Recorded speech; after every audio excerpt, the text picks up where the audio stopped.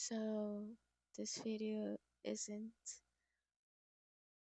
going to be as positive because today's video is a bit more heavy. It's going to be about grief, and I know you might be shaken from the news lately if you are affected or effective about Charlie Kirk's passing, or you've been feeling a lot of confusion and anger about what's going on in the world lately, and it's all normal.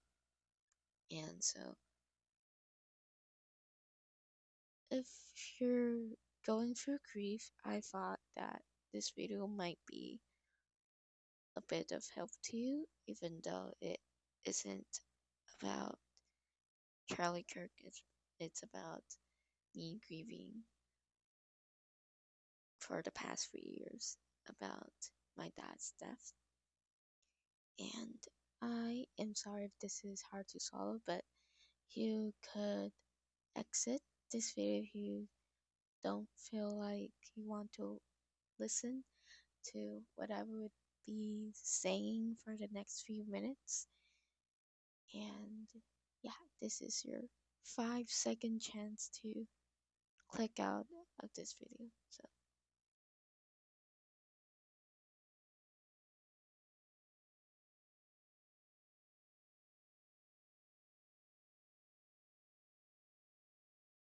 the first time I felt grief is when I got the message from my mom saying that my dad had passed away in 8th grade winter break.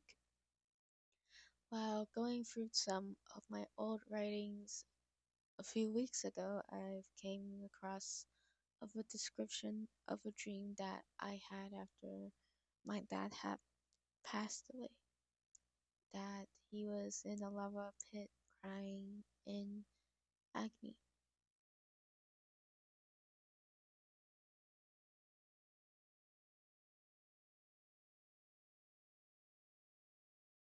And as a 13-year-old, I was terrified and it haunted me. Actually, kind of still haunts me because um, I still have the scene of my father screaming in my head. And I know you might want to say a lot of things, such as, why is your dad in a lava pit in your dream, or does that mean that my dad is in hell? I would like to respond with, I do not know. I am not God and I am not dead. I am very much alive and filming this video right now. And I know that some people have dreams from God, but frankly, I don't think I do or I did. Like, it isn't something that happens to me currently. It might happen in the future, but not right now. And for the first year and half, I didn't know what to do with grief. And it didn't help with the people in my life at the time talking about growing up and becoming more mature and responsible.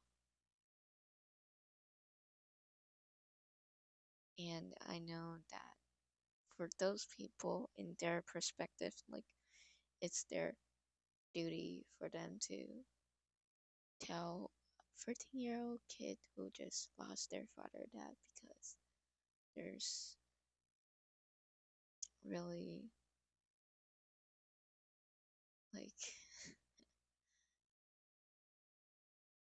there's a lot going on in that time of my life and my family's financial situation and a lot of things. But to me, at that time, I would like the people in my life to maybe tone it down a bit, just not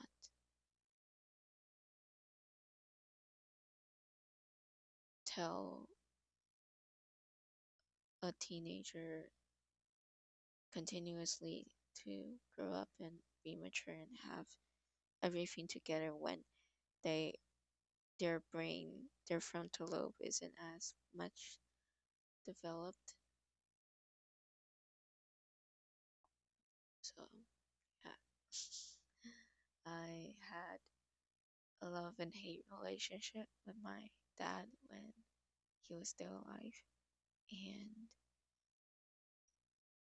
it was hard to navigate that. It still is. I don't talk about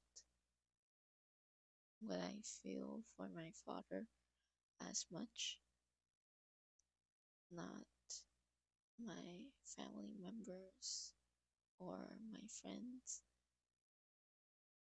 Even if I do, it's very limited, and it isn't the best thing to talk about because it's deep and it's personal, and I am not completely healed to have that conversation at a high frequency. And so my dad wasn't the best father in terms of stability and mental health, but he did try to give the best resources and a good amount of books that I still have in my room. He didn't know how to love. Like,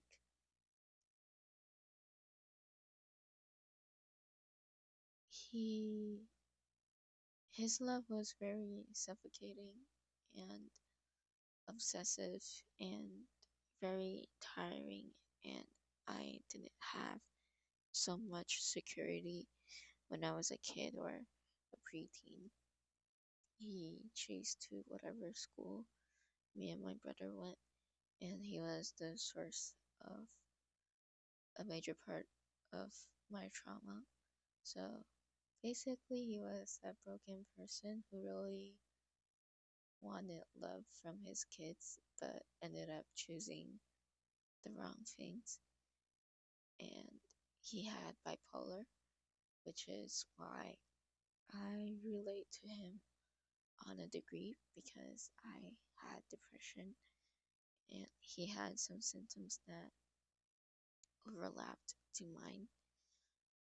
I felt similar pain to his, such as worries, frustration, anxiety, pressure, and more. When I think of him and myself during that time, I would give a description of the plane was too much to carry, so he bled in terms to cope. And I've bled in the past too. And during that year, or that year and a half, I felt that inside, and I had no hope for the future.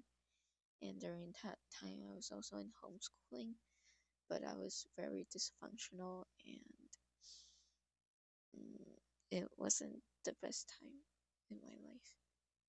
And things only started to look a bit better after high school had started, and I wasn't going to church for that amount of time because of some complications. And so I was in the world and in a lot of pain.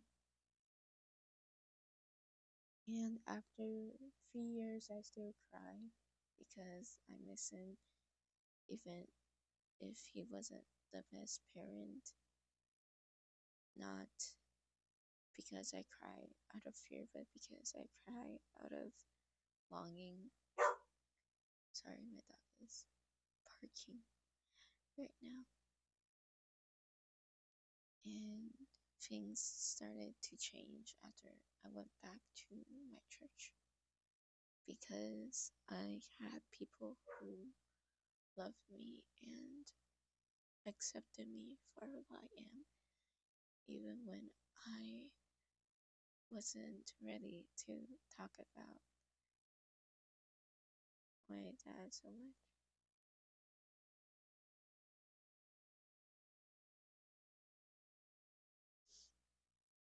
And it's the second year that I've been in my church, and last week was the first time I talked about missing my father. And this time I didn't feel that inside, but I had the longing for someone who isn't there anymore. So, over the 3 years of grieving and still not fully able to comprehend or act like my father's death was nothing, I've learned that some things aren't meant to heal in a second or in a few months, and some scars will have an impact years later. So, I want to use this video to say that it's okay when you cry for someone who isn't in your life anymore. And it's okay to still feel that pain, that longing, and still feel broken during waves of grieving. Because for me, grief comes quite suddenly, even though it's always there. But it's okay to cry when you feel sad and when you miss that person, despite if they were good or bad. And it's okay even if like maybe you don't feel so much, and no matter what you're feeling, it's so normal, and it's a part of being human when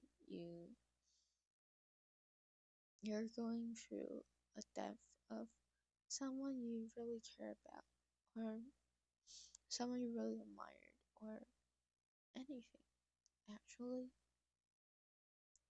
So that's it for today's video, and I will see you next week.